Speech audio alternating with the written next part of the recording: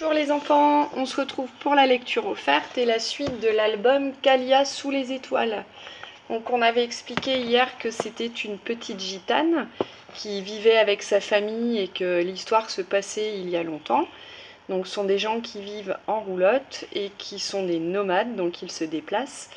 Et ils arrivent et demandent l'hospitalité dans une ferme, la ferme des parents de Paul. Les parents de Paul n'aiment pas beaucoup ces gens-là, mais ils leur permettent quand même de rester une nuit. Et on sent que Paul a un petit béguin, il tombe amoureux de Calia. Donc on s'était arrêté là.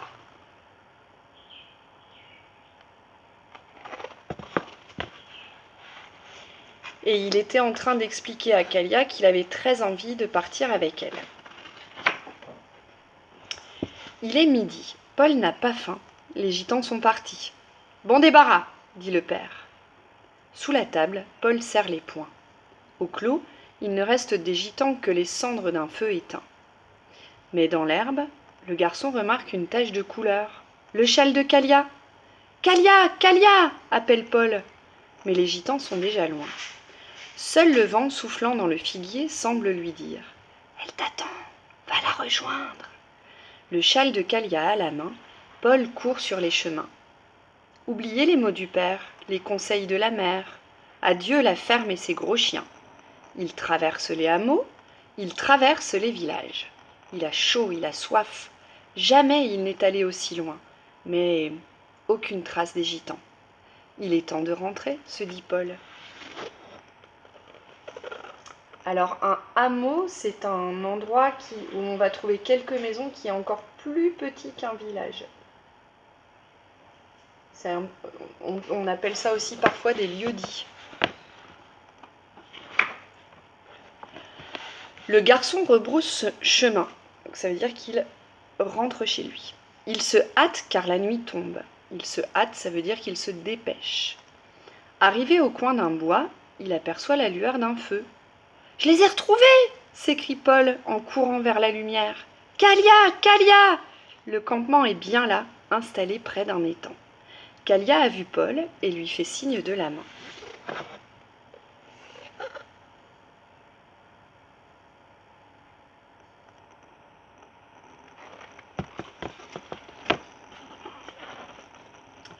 Les gitans s'approchent, ils entourent Paul. Vous avez oublié ce châle? Tiens, c'est à toi, Calia. La petite fille prend le châle et sourit au garçon. Trop tard pour rentrer, dit alors l'un des hommes en s'adressant à Paul. Reste ici cette nuit. Demain, tu repartiras chez toi. Tu as faim? Lui demande Calia.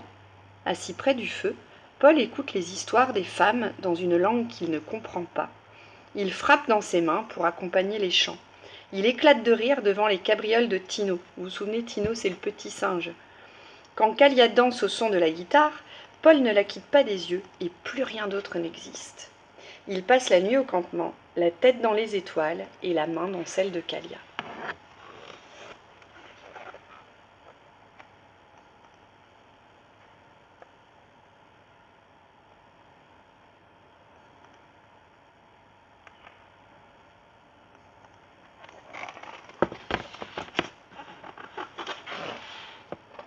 Le lendemain matin, un rayon de soleil réveille Paul. Les chants et les rires résonnent encore dans sa tête. Il ouvre les yeux. Les roulottes ont disparu. Il se redresse, il appelle « Calia, Calia !» Il entend alors derrière lui « N'aie pas peur, petit, tu n'as rien à craindre. » Paul se retourne et découvre devant lui 2 gendarmes. « Il ne fait pas bon traîner seul dans le coin, mon garçon, » reprend l'un d'eux. « Tu aurais pu faire de mauvaises rencontres, » ajoute l'autre. « Où habites-tu? On te ramène. » Paul sourit. Tout cela n'a plus d'importance maintenant. Il vient de trouver le châle de Calia. Avant de partir, la petite gitane a dû lui en faire cadeau.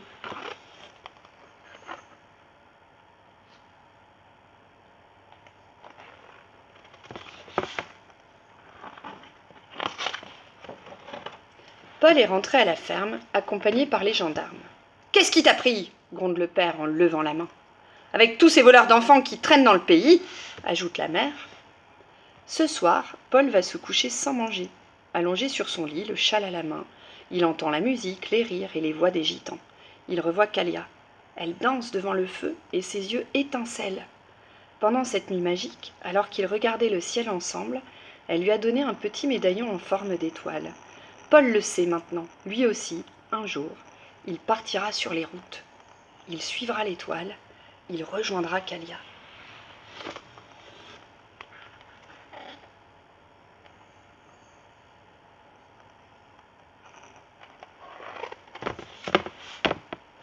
Je vous montre la dernière illustration qui n'est pas n'importe quelle illustration et qui explique pourquoi on a parlé dans les auteurs et les illustrateurs de Vincent van Gogh. Vincent van Gogh n'a pas illustré le livre, comme je vous l'ai expliqué.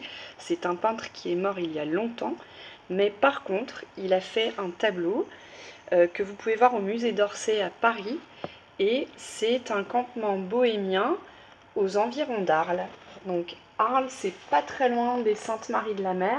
Donc c'est le lieu dont je vous parlais hier, là où les gitans se retrouvent chaque année.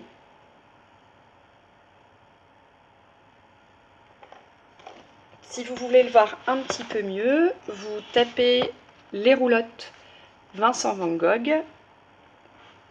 Ça s'écrit comme ceci.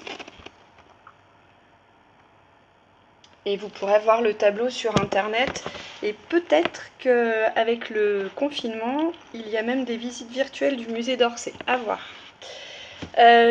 Dans cette histoire, on voit bien que les parents ont des préjugés sur les gitans, sur la population gitane. Donc avoir des préjugés, c'est juger sans connaître en fait. Donc ils les accusent d'être des voleurs de poules, des voleurs d'enfants, etc. Et on voit bien que Paul, leur fils, n'a pas du tout le même point de vue. Et du coup, on s'aperçoit aussi qu'il décide de faire un choix qui va aller à l'encontre de celui de ses parents, puisque il est persuadé que plus tard, il rejoindra les gitans pour retrouver Kalia. Voilà, une belle histoire d'amour. J'espère que ça vous a plu et je vous retrouve demain pour une autre histoire. Bonne journée!